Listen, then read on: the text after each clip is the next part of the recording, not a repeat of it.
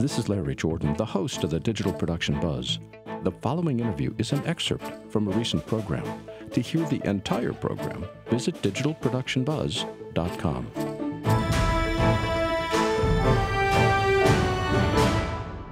Prior to becoming a still photographer, Louis Kravitz worked for 45 years as an actuary, founding the still successful Kravitz Inc., which is headquartered in L.A. We caught up to him at the Coffee Fix in Studio City, where he's exhibiting a fascinating series entitled Kolkata Morning. The backstory of these images from India is very compelling. Hello, Louis, welcome.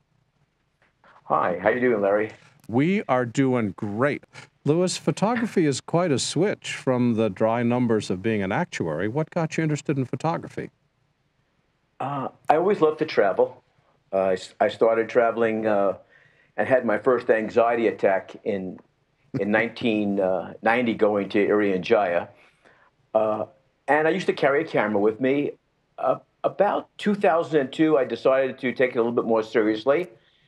And as I got older, I realized I had someone in my older son who could take over my business and really succeed and probably do better than I could. And photography was my way out of my business. So my son now runs our business. It's an actuarial consulting firm in Encino. And I get to travel the world and take pictures. Wow. What a great life.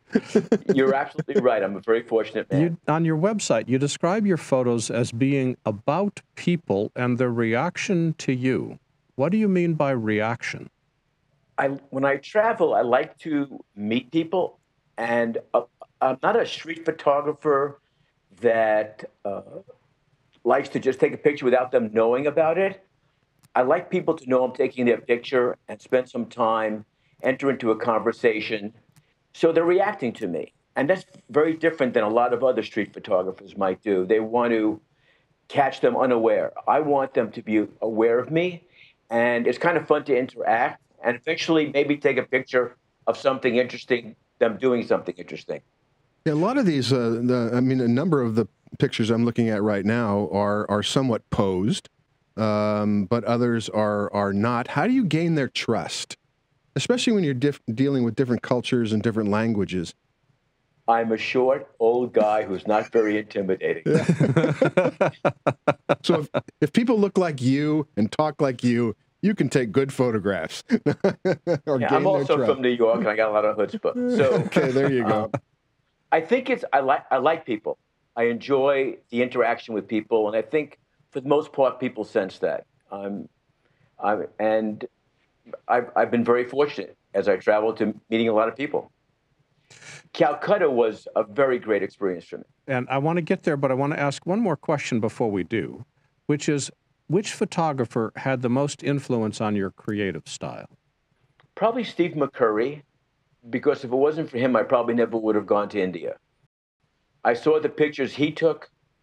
I was really impressed with him, and I wanted to take pictures just like him. So in 2008, that's when I went to India, sort of following in his footsteps. So tell me about the India trip. What did you do? In 2008 was my first trip to India. I went to, I didn't want to stay in the cities. I found the cities, well, they're big, they're dirty. I went to rural areas. I went to Chhattisgarh, and I went to Orissa, and I shot at farming communities, tribal areas. And that was my beginning in photographing in India. I later went to Gujarat and Rajasthan. I made some friends as I traveled. I was in southern India in January of 2012, and my guide and friend, Shiva Bunyan, decided I needed to go to Calcutta. And I was going to go to Asia, as it turned out, in October of 2012. I spent 7 days in Calcutta, and that's how the project started. Wow. Do you find people of lesser means in the rural areas more interesting subjects than, say, the people who have better means in the cities? In terms of just that interesting subject, that face, that story that they might be able to tell. You know, I've never thought about that, but yes. And the reason I think is that they're very curious about us. They're very curious about me. On my website, I have a lot of pictures of Hindu women and Muslim women who are revealing their faces to me, but I'm not their husband, and they don't supposed to do that. But they're revealing their face to me because they're very curious, and they want to know what I'm going to do with that camera. So there are pictures of them just pulling the veil apart, away from their face, and I'm shooting that face. When you go into, I just came back from Japan, when you're in a Western civilization, they know what I'm doing. It's not as interesting for them. They're not that curious about me. I'm just another photographer. Well, one of the things that your website said that I was intrigued by, let me just get this quote correct. You write about showing the themes people share as they move through your life. What are those themes that you're finding that are common between different cultures? What traveling has done is give me maybe a different, worldwide perspective on people. We all want to be healthy. We want our children to grow and prosper. We want love in our life. The thing that amazed me as I started traveling, whether I was in Irian Jaya with Stone Age people, or in Africa with the Maasai, or in India with their tribal people, we're the same. We'll bleed. We want the same. And the fact is, I think we're all brothers.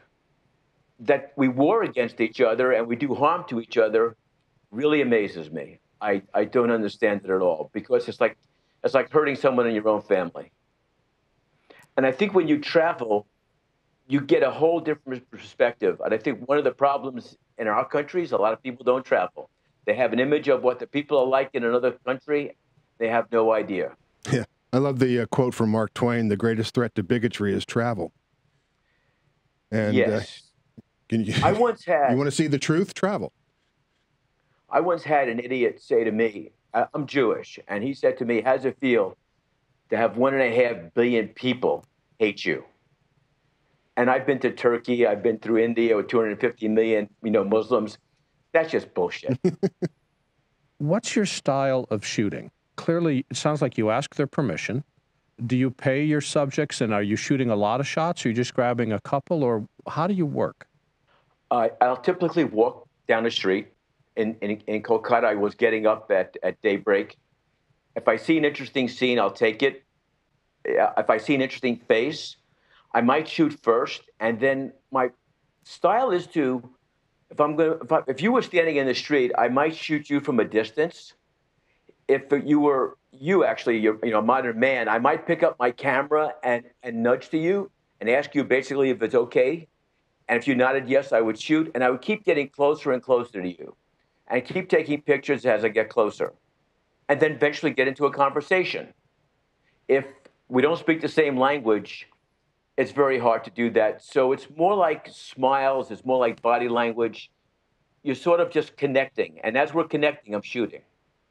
You're sort of connecting with your eyes. Does that make sense? It does, but how do you handle things like releases? If you're going to sell a photograph or publish a photograph, how do you get releases for your subjects? Well, when you're in India, I just don't. I don't expect to be using it commercially. My understanding of releases, if it's not being used for commercial purposes, you don't need a release. So if I'm showing it on the wall as a work of art, you don't need a release. That's been litigated, I understand. Yeah, and there's so much disagreement there. It's just ridiculous. I don't know. Anybody can sue you for anything. Yes, that's true. And they do. I'm doing a new project I'm excited about for an organization called Justice in Aging. So I'll be shooting senior citizens in various different environments. There, I'll get every senior citizen to get a release, because they'll be using it on their website, and it gives them some security. I shot at a veteran center, disabled veterans getting haircuts. Everybody signed a release. But walking in India, that's impossible. Well, let's talk about this exhibit you're putting together. What's involved in staging an exhibit of photographs? I'm sorry. I never thought I'd get another question. I'm also getting a lot of feedback, so I'm having a little difficulty. But it's editing. You take up thousands of pictures. It's editing it down to, in this case, 20 pictures. It's trying to learn to sequence them. Maybe if you're lucky like me, have friends help me to sequence and pick them. I may pick 40 and they'll help me narrow them down to 20. When you're so involved and you're so close, it's hard to be objective. Then printing. In this case, a really good printer at Sammy's Camera in Los Angeles, Le Miliona, printed them for me and taught me a lot about printing black and white, and then getting them framed. And there's different ways of framing them and deciding how you want them framed. In this case, my project was first shown in Lenswork magazine in September 2013. It was then displayed at Sammy's Camera, and eventually the people at Coffee Fix decided to show it as well. Is it the same collection of images in all 3 locations? No, actually. The publisher of Lenswork, he picked the 20 that he liked out of about 40. Sammy's, I only could show 12. And in this exhibit, I went back to Kolkata in January of 2014. I've added about 6 to 8 new pictures to the exhibit. I plan on going back again in November, if I can, of this year, and ultimately get enough to produce a book. Yeah, I also love to have an exhibit in India. Ooh, that would be fun. I've been looking through through your website, looking at all the pictures, which are just lovely. And a lot of them are black and white, and a lot of them are in color. When do you decide black and white versus color? Is that just a gut feeling? No, actually, well, yes and no. The first black and white pictures I've ever done were Kolkata Morning. I shot for the first morning by myself. My friend had not shown up to show me the city. I went back to the hotel. I downloaded the pictures. And looking at them, I felt that the color was interfering with what it felt like in the morning in Kolkata. Kolkata is one of the densest cities in the whole world. If you travel in Kolkata after 10 o'clock in the morning, you can hardly breathe. And by the afternoon, it's impossible. But at 6 a.m., 7 a.m. to 8 a.m., it's beautiful. The air is cleaner, it's quiet, and there's a feeling to it. And black and white showed that feeling, while color, the picture was almost as much about color as it was Kolkata. Does that make sense what I'm saying? Sure. Do you process? So my first black and white was that project. Do you process your pictures much, or is it pretty much what comes out of the camera? Pretty much what comes out of the camera. I use Lightroom from Adobe. I given myself permission not to learn Photoshop, so I don't own it. Well, Lightroom's a pretty powerful program. It allows me, right, it's powerful, allows me to lighten pictures. If it's in color, to adjust the color. I'll be honest about this. I'm very bad judging color. Black and white is like a savior to me. You wouldn't want me to pick paint for your house. Do you sign your photographs? Yes. Where? I was originally signing them on the photographs, just like an artist would on a painting. And I recently went to an exhibit, and I saw how they framed it, where the photographer printed it with about a 1-inch border around the print, and he signed in the border. And then he framed it. The frame and the matting came to the paper, so you were able to see the paper. And I really like that look. So right now, all my pictures in the future will have about a 1-inch border. I'll sign in the border. If the picture has a title, I'll put it in the border. I'll date it in the border, number it in the border, and then frame it. I think it's a lot prettier. We have 4 photographers on our crew, and they are all dying to know what camera you shoot with. What's the most important lens to have? I shoot with a Leica. And the reason I picked the Leica is that before I went to digital, I shot with a rangefinder, and it's smaller. I used I'm having a senior moment. There are not many rangefinders. I'll think of it in a minute. When I'm walking in the street and you have a small camera, it's much less intimidating than walking with a Nikon and a Nikon or a Canon, and a lens, this big. Yeah. So mine looks like an old camera. It looks like it's a film camera. It's not as digital. It's probably one of the most expensive cameras made, but it doesn't look it.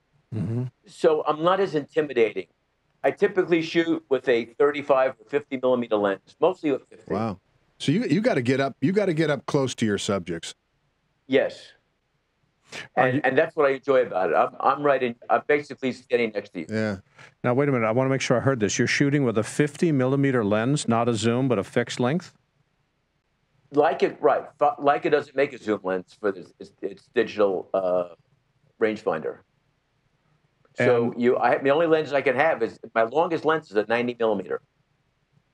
And I might use that for a portrait session, but going in the street, a 35 and a 50 serves me really well. And what format are you shooting? It's a 35 millimeter 2x3 format. How fast are those lenses? Or that the 50 lens? Is that the 50 is an f2. And the 35 is 1.4. Does it matter, like when you were going out to the rice fields in Cambodia, do you want to be out there in early morning and late afternoon during magic hour, or can you get those great shots during noon? I think you really would like to be out there in the magic hour, in the morning or late afternoon, but often you don't have that choice. You're traveling.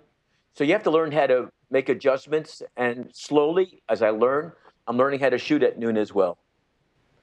They're just different. Yeah, it's just good stuff there. How about lens filters? Are you using anything special on the camera lens itself? No, I don't use any filters other than a protective filter so that the lens doesn't get damaged. A neutral UV lens filter. You don't want to drop a Leica into a rice paddy. No, a bad idea.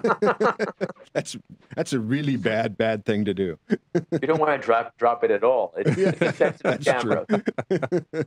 Well, back to our 4 photographers in the back. They all want to carry your suitcases on your next trip to India or Israel or anywhere else. So if you need volunteers, they know you've got a place to look.